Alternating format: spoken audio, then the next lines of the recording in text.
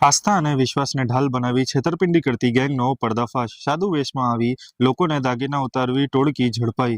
શહેરથી રાજ્ય સુધી ફેલાયેલા હાથીજાળ। સુરત ક્રાઇમ બ્રાન્ચે સચોટ કામગીરી।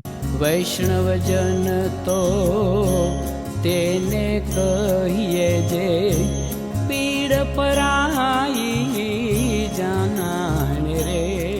નમસ્કાર દર્શક મિત્રો, આપ જોઈ રહ્યા છો નવજીવન ન્યૂઝ। હું છું સાર્થક પટેલ। નવા છે સુરત શહેરના સાદુ વેશ ધારણ કરી લોકોને નિશાન બનાવતી ગેંગ સુરત શહેરના ક્રાઇમ બ્રાન્ચે ઝડપી પાડી છે। આ ગેંગ અલગ અલગ શહેરોને અને રાજ્યમાં ફરી લોકોનો વિશ્વાસ જીતી કિંમતી દાગીના ઉતારી લેતી હતી। ક્રાઇમ બ્રાન્ચને મળેલી બાતમીના આધારે કોસમાડા કેનાલ રોડ પાસે આવેલા 2 આરોપીઓને ઝડપી પાડવામાં આવ્યા છે।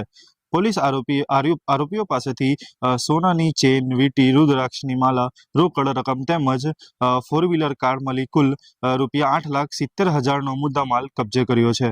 પકડાયેલા આરોપીઓમાં રાજેશનાથ ઉર્ફે રાજેશ મદારી અને તેના સગીરાત અશોક કુમાર ચૌધરીનો સમાવેશ થાય છે। રાજેશ નામના સાધુ વેશ ધારણ કરી ધાર્મિક સ્થળોનો આજુબાજુ ફરી લોકોને વાતોમાં ફસાવતો હતો, જ્યારે અશોક કુમાર 4-વ્હીલ ચલાવી રેકી કરતો હતો। તપાસમાં ખુલ્યું છે કે આરોપીઓ પોતાની ગાડીમાં નકલી પોલીસ પ્લેટ પણ રાખતા હતા, જેથી કોઈને શંકા ન જાય। આરોપીઓ વિરુદ્ધ અલગ અલગ શહેરોમાં અને રાજ્યમાં 20થી વધુ ગુનાઓ નોંધાયેલા છે। આરોપીઓ બજાર વિસ્તારમાં આશ્રમ અથવા ગૌશાળાનું સરનામું પૂછતા બહાને લોકો સાથે વાત શરૂ કરતા અને જ્યોતિષીના નામે સામાન્ય શબ્દો બોલી લોકોનો વિશ્વાસમાં લઈ તેમને પહેરેલા દાગીના ઉતારી લેતા હતા। હાલ પોલીસ બંને આરોપીઓની વધુ પૂછપરછ શરૂ કરી છે અને અન્ય ગુનાઓ અંગે પણ તપાસ। આવો અધિકારીએ શું કીધું જાણીએ। સુરત શહેર ક્રાઇમ બ્રાન્ચના પોલીસ ઇન્સ્પેક્ટર HM ગઢવી અને PSI ધનગઢની ટીમને એક માહિતી મળેલ હતી કે સાધુ વેશ ધારણ કરી અલગ અલગ રાજ્યો અને અલગ અલગ શહેરોમાં ફરતી અને જે ધાર્મિક સ્થળોની આજુબાજુમાં માણસોને ટાર્ગેટ કરી અને વાતોમાં ભરમાવી અને પોતાના શરીર ઉપર પહેરેલા દાગીનાઓ ઉતરાવડાવી લઈ અને ઠગાઈ કરતી મદારી ગેંગના 2 માણસો Kosmada Kharsad canal road metro Valthan bullet ટ્રેનની બ્રિજ નીચે આવવાના હોય ત્યાં ટીમે જઈ અને રેડ કરતા 2 વ્યક્તિઓ મળી આવેલ। એકનું નામ છે રાજેશનાથ ઉર્ફે રાજલો બાબુનાથ મદારી, જે તૈયદપુરા ડુંગરા કપડવંજ ખેડાનો રહેવાસી છે, અને બીજો છે અશોક કુમાર ગમનારામ ચૌધરી કે જે મૂળ ઓડાબંધ સિહોરી રાજસ્થાનનો રહેવાસી છે। બંને આરોપીઓને પકડવામાં આવેલ છે। બંને આરોપી પાસેથી એક સોનાની માળા, એક સોનાની વીંટી, 4 મોબાઈલ, ગુજરાત પાસિંગની એક સ્વિફ્ટ VDI કાર, એક હોન્ડા અમેઝ કાર ગુજરાત પાસિંગની, એમ મળી અને કુલ ₹8,71,780નો મુદ્દામાલ કબજે કરવામાં આવેલ છે।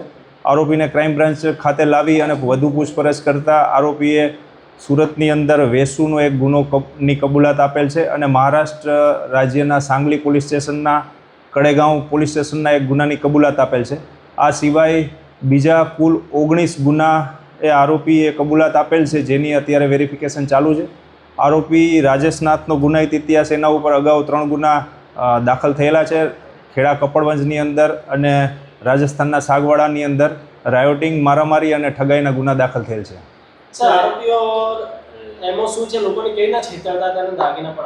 આર્થિક તંગી જે લોકોની નબળી હોય અને મંદિરની આજુબાજુમાં કોઈ આશ્રમનું અથવા ગૌશાળાનું એડ્રેસ પૂછી અને આરોપીઓ વ્યક્તિને લલચાવે અને પોતે ભંડારો કરશે અથવા ગૌશાળાની અંદર દાન આપશે એવું કહી અને આરોપી પાસેથી પહેરેલા દાગીના અને વીંટી, ચેન એ ઉતરાવડાવી લઈ ઠગાઈ કરવાની એમો ધરાવે છે।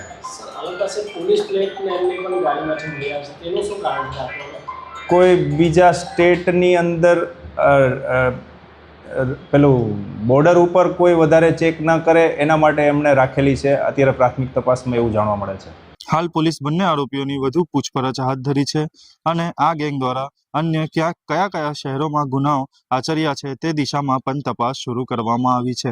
શહેરવાસીઓને પણ અપીલ કરવામાં આવે છે કે અજાણ્યા વ્યક્તિઓથી સાવચેત રહે અને વધુ અપડેટ્સ અને સંપૂર્ણ માહિતી માટે જોડાયેલા રહો નવજીવન ન્યૂઝ સાથે। સાર્થક પટેલ, નવજીવન ન્યૂઝ, સુરત।